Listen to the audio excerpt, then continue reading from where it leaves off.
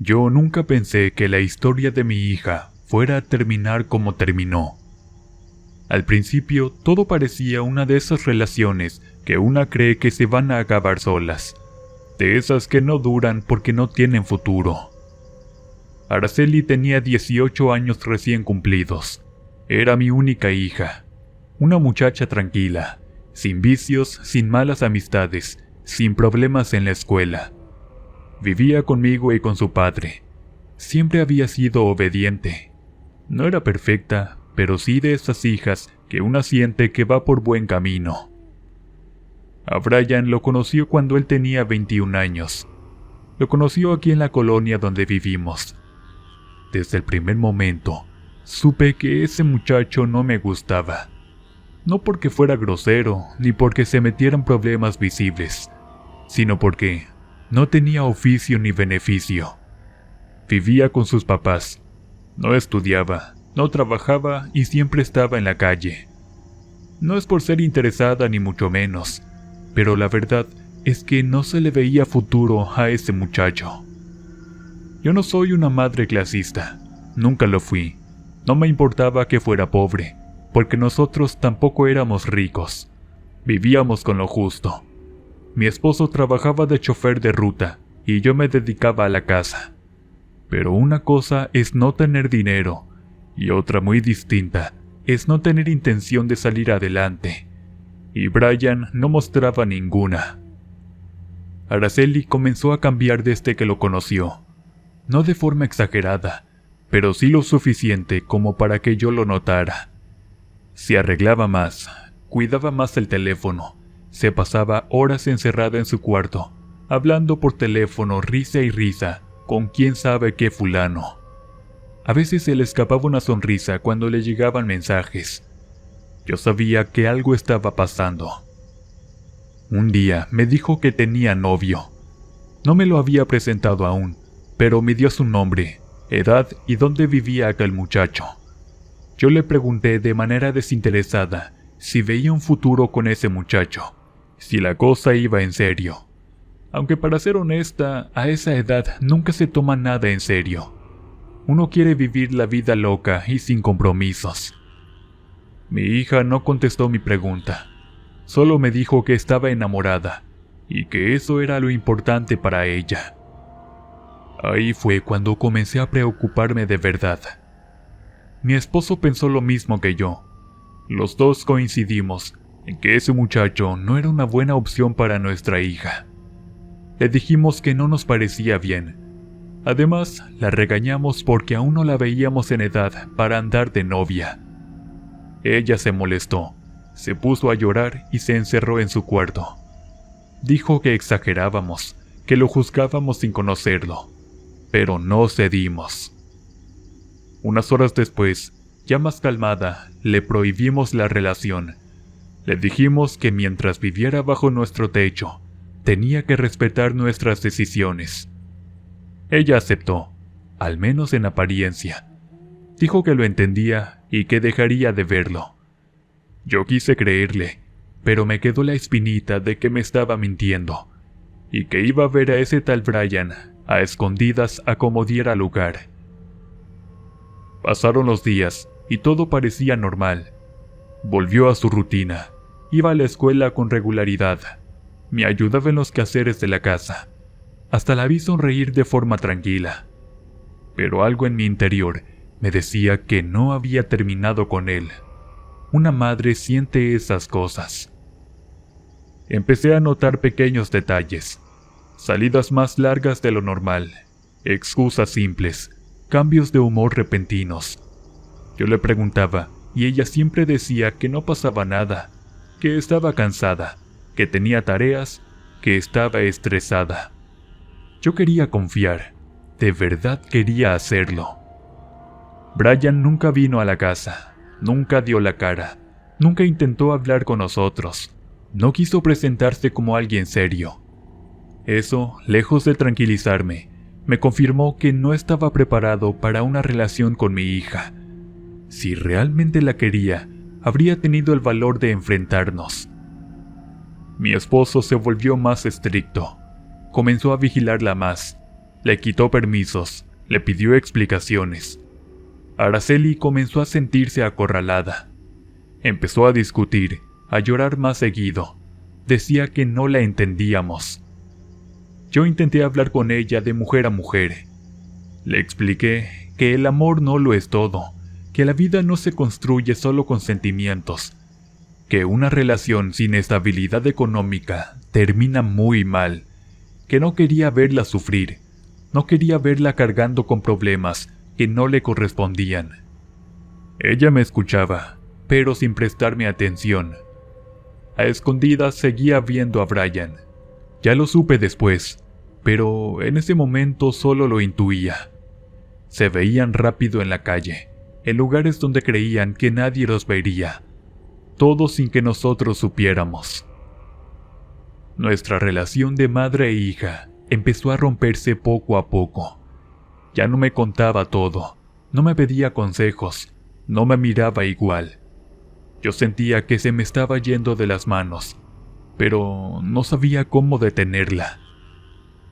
Una noche, encontré algo que confirmó mis sospechas. Estaba su teléfono desbloqueado. No lo revisé a fondo, pero alcancé a ver en su chat que tenían planes a futuro de casarse y no sé qué tanta cosa más. El fulano le prometía el cielo y las estrellas. Cerré el teléfono y sentí un nudo en el estómago. Esa misma noche le reclamé fuertemente. Le dije que me estaba desobedeciendo, que estaba rompiendo nuestra confianza. Le dije que no podía seguir así. Mi esposo se sumó, fue firme y claro. Le dijo que si seguía viendo a ese muchacho, habría consecuencias. Le advirtió que le iba a mandar a un internado si no agarraba la onda. Araceli se quedó en silencio, solo bajó la mirada.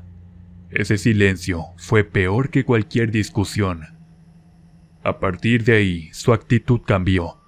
Se volvió más distante, más fría y cerrada. Nos mentía de manera ya descarada y fingía que todo estaba normal.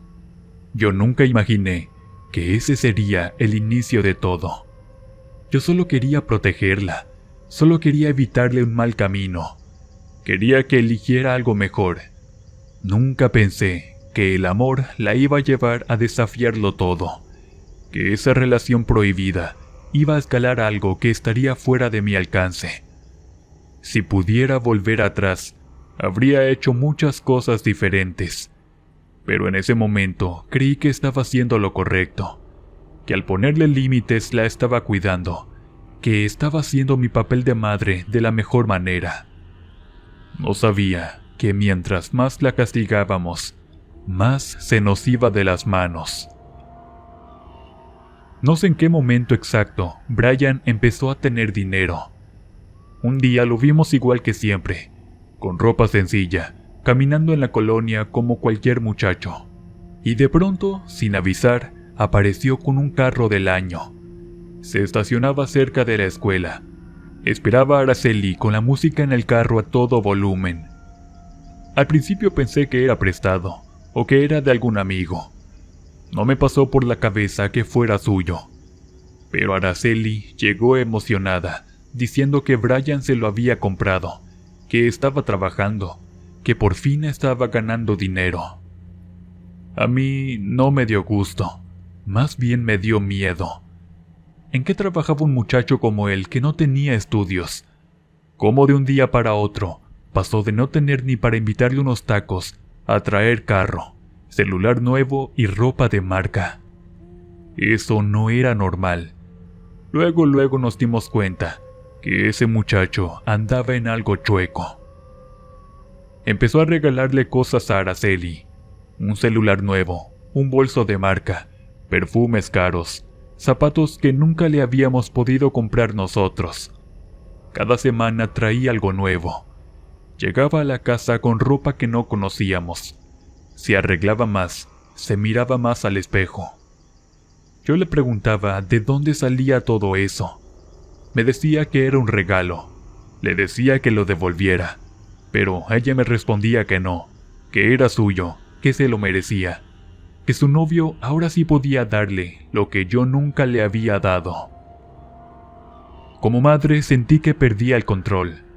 Esa chamaca se estaba poniendo bien rebelde, y nomás se la pasaba hablando con ese tal Brian, que si le regalaba esto, que si le daba lo otro.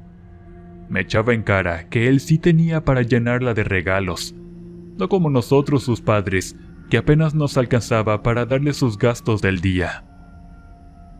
Intentamos hablar con ella de nuevo. Le dijimos que el dinero fácil no era confiable, que muchas veces venía de cosas malas, que si él no podía explicar de dónde sacaba tanto, no debía aceptarle nada. Pero ella ya no nos escuchaba. Decía que estábamos celosos, que lo juzgábamos por envidia, que él estaba saliendo adelante de manera honrada. No sabíamos realmente a qué se dedicaba ese muchacho, pero nadie se hace de dinero de la noche a la mañana, y menos sin estudios, ni una carrera ni nada. Hasta donde yo sabía, nadie de su familia tenía dinero. Entonces, no tenía ni una palanca que lo acomodara en un buen trabajo donde le pagaran bien. Pero Araceli no pensaba en nada de eso. Ella solo veía un muchacho que por fin la trataba como una reina, que la consentía, que le decía cosas bonitas, que le llenaba el ego, que le hacía sentir que valía la pena, aunque lo que estuviera detrás fuera peligroso. Los vecinos también empezaron a hablar. Decían que lo habían visto subiéndose a camionetotas del año con gente mal encarada, que publicaba puras cosas de alucines en su Face, que según trabajaba para el gobierno y no sé qué tanta pendejada. Mis demás familiares también notaron el cambio en mi hija. Todos empezaron a hacer preguntas. Todos querían saber quién era ese muchacho que la tenía tan deslumbrada. Cuando supieron que era el mismo al que ya antes le habíamos dicho que no, la reacción fue peor. Dijeron que era una vergüenza, que Araceli se estaba echando a perder. Dijeron que nosotros habíamos fallado como padres, que cómo era posible que ella siguiera viéndolo, que cómo no la controlábamos, que cómo no poníamos orden. Entonces tomamos una decisión dura. Le dijimos que si lo seguía viendo, la íbamos a mandar a un internado. Ya se lo habíamos advertido, pero ahora ya habíamos buscado opciones. Una escuela fuera en otra ciudad, donde no tuviera contacto con él, donde pudiera enfocarse en sus estudios. Ella se quedó callada. Nos hizo creer que había terminado con él, que ya había reaccionado, que ya había entendido que esa relación no era para nada buena. Pero nos mintió otra vez. Volvieron a verse a escondidas. Mientras nosotros creíamos que estaba en casa de amigas, ella estaba con él. Intentamos poner más vigilancia, revisar su teléfono, llevarla a la escuela, esperarla a la salida. Pero no podíamos estar con ella todo el tiempo. Yo pensaba en el riesgo, en lo que podía pasar, en que si él estaba metido en algo turbio, tarde o temprano se iba a llevar entre las patas a mi hija. Y aún así ella no quería soltarlo. Ni el miedo, ni las advertencias, ni las amenazas funcionaron. Seguía enamorada. Seguía creyendo que el amor todo lo podía, que mientras estuvieran juntos, nada malo les iba a pasar. Le fallamos como padres, porque la dejamos enamorarse en el momento menos indicado, porque no supimos detenerla a tiempo, porque confiamos cuando ya no debíamos, porque pensamos que una hija buena no mentía, y porque no imaginamos que ese amor la llevaría a su final. Yo lo presentía. Todas las noches tenía esa sensación, esa angustia en el pecho, ese presentimiento de que algo muy malo se acerca. Lo hablaba con mi esposo, pero él decía que eran ideas mías, que ya me estaba obsesionando, que debía confiar, que ella iba a madurar, que tarde o temprano iba a entender que ese muchacho no era para ella. Pero no entendió. Al contrario, se fue metiendo más en su mundo. Empezó a decir que se querían ir juntos, que soñaban con vivir solos, que él podía mantenerla, que ella ya no necesitaba estudiar, que el amor era suficiente. Era una idea absurda, pero para ella tenía sentido. Yo sentía que me la estaban quitando, que poco a poco Brian le había cambiado el chip, que la estaba sacando del camino correcto, que le estaba llevando directo a un abismo, y que si no hacíamos algo pronto, iba a ser demasiado tarde. Ese pensamiento no me dejaba dormir. Me iba a la cama con el corazón apretado. Despertaba con el estómago revuelto. Me imaginaba lo peor. Me imaginaba a mi hija en un lugar del que no podría salir. Quise pedir ayuda, a la escuela, a psicólogos, a familiares, pero no sabía por dónde empezar. Sentía que nadie podía ayudarme, que lo que yo vivía como madre era algo que solo yo podía entender, y que si no lograba abrirle los ojos, nadie más lo haría. No sabíamos que lo peor aún no había pasado, que el cambio repentino de Brian era solo el inicio, que su dinero era solo un anzuelo, que lo que se venía era más fuerte que cualquier cosa que imaginamos, y que Araceli, mi hija, no iba a poder escapar de eso. La noche que todo pasó, yo estaba tranquila, o al menos eso creía. Araceli me había dicho que se quedaría a dormir con una amiga. No era la primera vez. Yo dudé un poco, pero no vi nada raro en su actitud. No se veía nerviosa, no se veía apresurada. Me abrazó antes de irse, me dijo que me quería, y yo le dije que se cuidara. Nunca imaginé que ese abrazo sería el último. Esa noche, Brian la había invitado a una fiesta. Yo no lo supe hasta después. Para ese momento, él ya llevaba días publicando cosas que me daban mala espina. Se fueron juntos, pasaron a un Oxxo de la colonia, un lugar donde nadie se imagina que algo así pudiera pasar. Ahí fue donde los levantaron, un grupo de camionetas. Nadie supo cuántas, nadie supo quiénes, solo se supo que se los llevaron.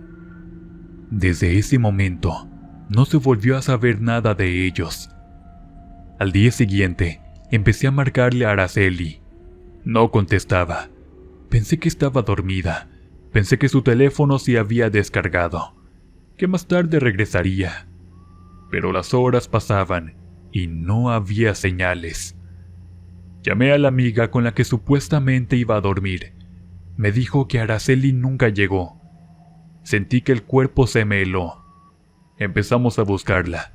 Llamamos a hospitales, a conocidos.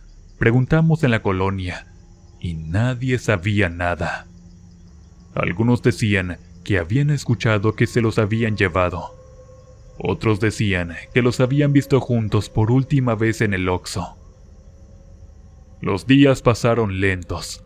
No dormía, no comía, no podía pensar en otra cosa. Me sentía culpable, me sentía traicionada, destrozada. Pensaba en todo lo que le había dicho, en todo lo que no supe ver. La culpa me estaba matando. Fui a levantar un reporte de desaparición, pero me dijeron que tenían que esperar a que pasaran 72 horas para emitir la alerta. Que tuviera paciencia. Pero ¿cómo se tiene paciencia cuando una no sabe dónde está su hija? Alguien me recomendó ir con una medium. Yo nunca había creído en eso, pero cuando una madre está desesperada, se agarra de lo que sea. Yo solo quería saber si estaba viva, solo quería saber dónde buscarla. Entonces, no me quedó de otra que ir. La mujer no me preguntó mucho, no me pidió fotos ni nombres. Cerró los ojos y empezó a decir cosas que me hicieron temblar. Dijo que mi hija ya no estaba viva, que le habían quitado la vida a golpes en la cabeza, que había sufrido mucho. Dijo que su cuerpo estaba tirado junto al de un muchacho, que a él lo habían matado de una manera brutal y dolorosa. Dijo que lo habían tirado a un río, que la cabeza del muchacho nunca aparecería. Sentí que me desmayaba. Salí de ahí destruida, con una información que no quería escuchar, pero que en el fondo sentía que era verdad. Desde ese día ya no pedía que regresara viva, solo pedía encontrarla para darle sepultura, para poder cerrar ese capítulo horrible. Seguimos buscando. Pasaron semanas. El olor a muerte empezó a aparecer en algunos lugares. El río fue revisado, zonas alejadas, terrenos baldíos, hasta que un día los encontraron en estado de descomposición, tal como la mujer había dicho. Mi hija estaba ahí. No pude verla, no me dejaron, pero supe que era ella. Lo supe desde el primer momento. El cuerpo del muchacho también estaba, pero su cabeza nunca apareció. De Brian solo quedó eso, un cuerpo incompleto. El mundo se me cayó encima. El funeral fue silencioso, doloroso y pesado. Nadie sabía qué decir. Nadie sabía cómo mirarme. Algunos me daban el pésame, otros me miraban con lástima, otros con morbo. Yo solo sentía un vacío que no se puede explicar. Desde ese día, mi vida no volvió a ser la misma. Las noches son las peores, porque cuando todo se queda en silencio, escucho lamentos, escucho su voz, no clara ni fuerte, pero ahí está presente. La escucho pidiéndome perdón. Me dice que me desobedeció. La escucho llorar cerca de mi cuarto. A veces siento que se recuesta en mi cama, que me acaricia el cabello como cuando era niña. No la veo, pero la siento. He ido con doctores, he ido con psicólogos. Me dicen que es culpa, que es duelo, pero yo sé lo que escucho, yo sé lo que siento. Sé que mi hija no descansa y que algo quedó pendiente. Cada noche le hablo, le digo que la perdono, que no fue su culpa. Le digo que la amo, que desearía haberla cuidado mejor. Le digo que ojalá hubiera entendido antes, pero los lamentos siguen. La casa se siente pesada, triste y vacía. Nada volvió a ser igual. Su cuarto sigue intacto, su ropa sigue ahí, sus cosas. A veces entro y me siento en su cama. A veces huelo su perfume. A veces pienso que todo fue una pesadilla, pero no lo fue. Fue real. Fue el resultado de un amor mal entendido, de decisiones equivocadas y de un mundo que no perdona errores. Yo perdí a mi hija, y con ella se fue una parte de mí. Vivo con la culpa de no haber sabido protegerla, con la culpa de no haber sido dura, de no haberla abrazado más fuerte, por no haber hecho algo diferente. Y ahora solo me queda escucharla en las noches, pidiéndome perdón, recordándome que el amor, cuando se mezcla con peligro, puede destruirlo todo.